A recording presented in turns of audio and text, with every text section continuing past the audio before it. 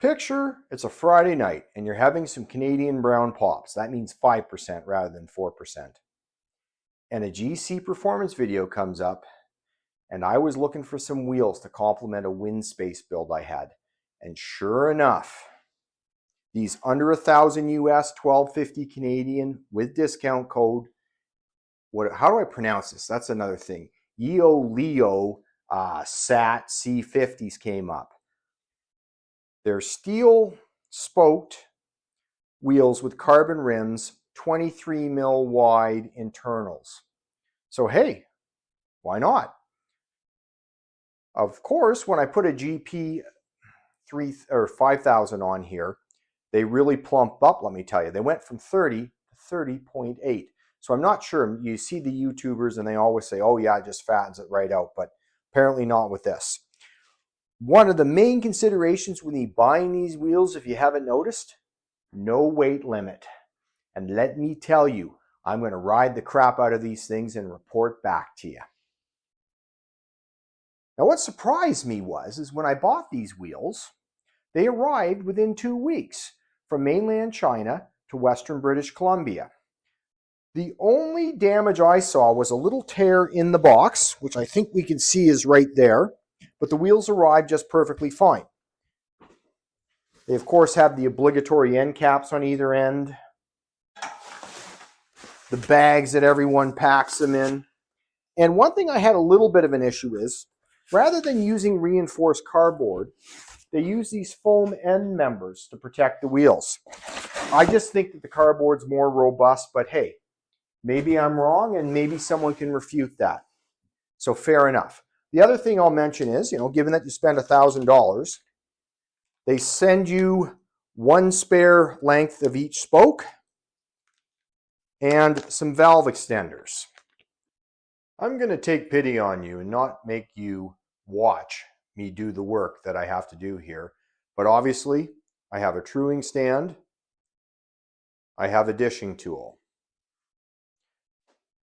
Your feeler gauges, electronic calipers, spoke holder, one of these Park spoke tension tools, the obligatory scale. Regrettably, the consumer level borescope won't fit in. And also we have some star ratchets just to see if they'll fit into the Yoeleo hub.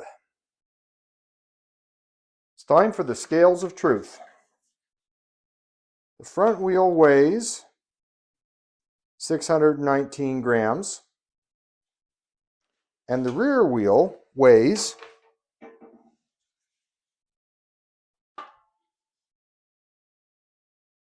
711 grams.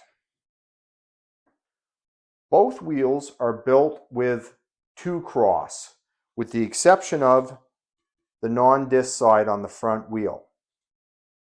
I thoroughly inspected all the surfaces on these rims. Absolutely no issues. Additionally, all the spokes lined up when I tested them with the spoke holder. Here are the dimensions of the rims as I've measured them. When I put the approximately symbol there, that basically means that it's pretty hard to measure them with my calipers. And then when the asterisk is there, those dimensions can vary by 0.2 millimeters, I found when I was doing the measurements. I came up with the following criteria based on an interweb search, which was primarily Park Tool and discussions that wheel builders had on Reddit. All measurements on the front wheel were within tolerances. The dish was pretty much bang on. All measurements on the rear wheel were also within tolerance. And the dish once again was pretty much bang on. Park Tool provides an internet spoke calculator tool. When I used it, I plugged my values in. They're shown right here. And essentially at 20%, there's one spoke outside that criteria. If we take the criteria down to 10%, we end up with 5 spokes out of spec, but mathematically, I don't think this is necessarily correct. When I look at the data, and this is why I just don't provide you with the plot, there's essentially 2 cranked up spokes on the front wheel. Otherwise, things look really good. You will see some internet folks use a 5% criteria as suggested by Park. Now, in my mind, I would never use this. As I pointed out before on this front wheel, there's essentially 2 cranked up spokes. But if you consider the, let's call it precision of the tool you're using, you can probably measure spoke tension to within, let's say, 1/4 of a unit on the tool. So if you look at the left side spokes here on the front wheel, you'll notice one is out of balance. But essentially what you're going to have to do for the entire wheel to make the 5% criteria is you're going to have the exact same reading on every spoke to satisfy their criteria. The front wheel is less than 0.5 millimeter out of true, but they had to make some sacrifices to do that. This is the highest tension spoke on the radial side. So if I go back and forth, you can hear it rubbing there. It's rubbing on the disc side, which means for me to straighten this out, I'd even have to torque this spoke up even more, which would even make the tensions more out of whack. So I think when they built this, they made a compromise. I don't necessarily think that this rim is perfectly, let's call it true, perfectly round. For the rear wheel, it's pretty much the same as the front wheel, where on the less tension side, you end up with 2 spokes that are cranked up. Mathematically, when you apply the 10% criteria, it makes it look like more spokes are out of spec, when really, once again, as I previously pointed out, really you only have 2 cranked up spokes. Using the 10% criteria, just like the front wheel on the tension side, everything's great.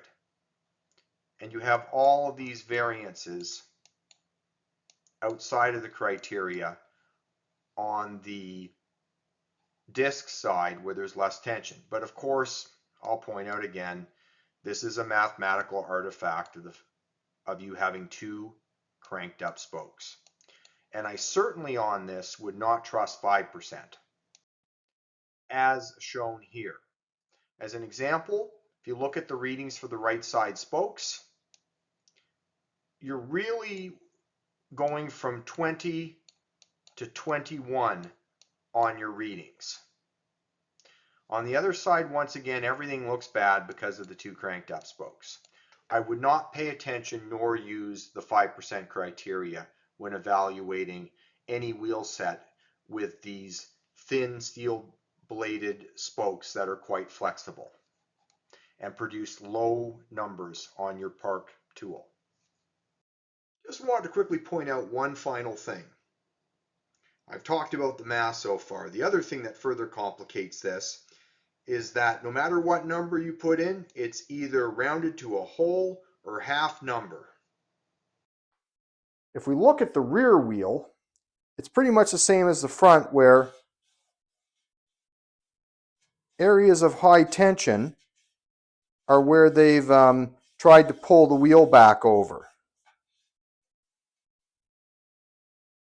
So I got 3 options. Number 1, light up the internet to Yoeleo. Not going to happen. Number 2, I detension those spokes and make my wheel wobbly to have balanced spoke tension.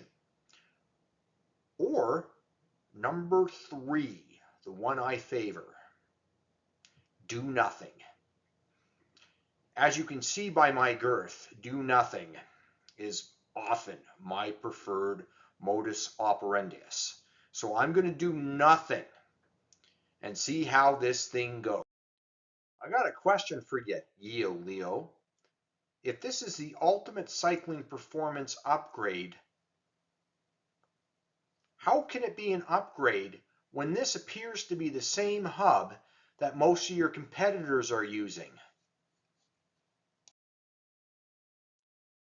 I gotta give 9Velo some credit. They didn't name their hub.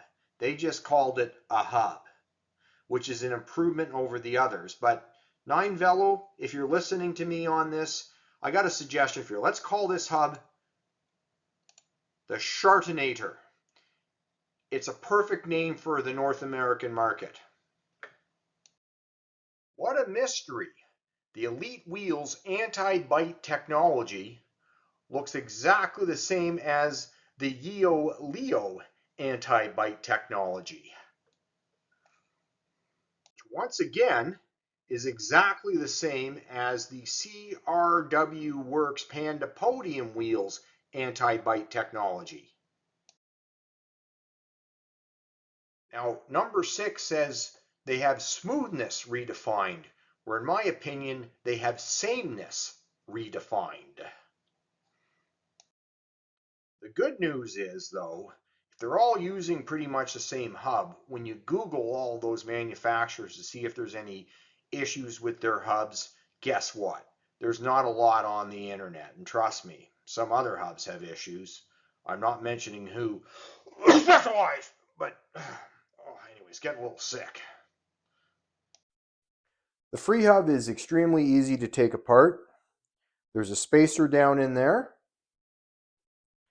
And then you have your ratchets right here. What's interesting is if you take just the standard DT Swisses, they fit in, but obviously they won't work because they're not the hollowed out EXP ones, which I don't have on hand. So you just drop that right in. Then you put in the spring. Then you got this funky sort of collar, which I'm learning to hate.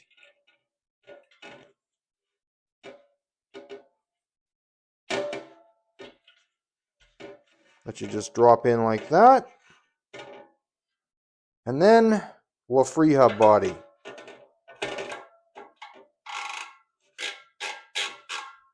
And the end cap. Voila. Pretty simple to service. And one point I want to make is right now, and every YouTuber is going to be just absolutely blown away with this, but I checked all the end caps. There's grease between them and the bearings. Look at this wisdom on Yoeleo's website. I think you can read that, but I've never heard of mounting a tire or tires, multiple ones, on a collapsible row. But just remember, plastic tire levers are recommended for optimal use. I don't think they care whether or not you destroy their rims or not with something else. I cannot tell you how annoying it is that Yoeleo is not permitting me from using my usual tools to install tires. Anyone that has ever used Cushcore knows what I'm talking about. I can't even, for goodness sakes, use my trusty dusty super steel levers. Nope. It's only plastic they're going to permit. That does have a steel core, though. Hopefully that still counts. If there's going to be anyone that's going to test these wheels, it's likely going to be me, especially on these Western Canadian roads. And remember, no weight limit. My plan is to report back to you in probably, let's say, 1,000 or 2,000 kilometers. I'll take the wheels off, I'll give them a good inspection, and I'll also remeasure the spoke tensions, which obviously is the main concern I have after doing a detailed review of these wheels. Until then, ride hard.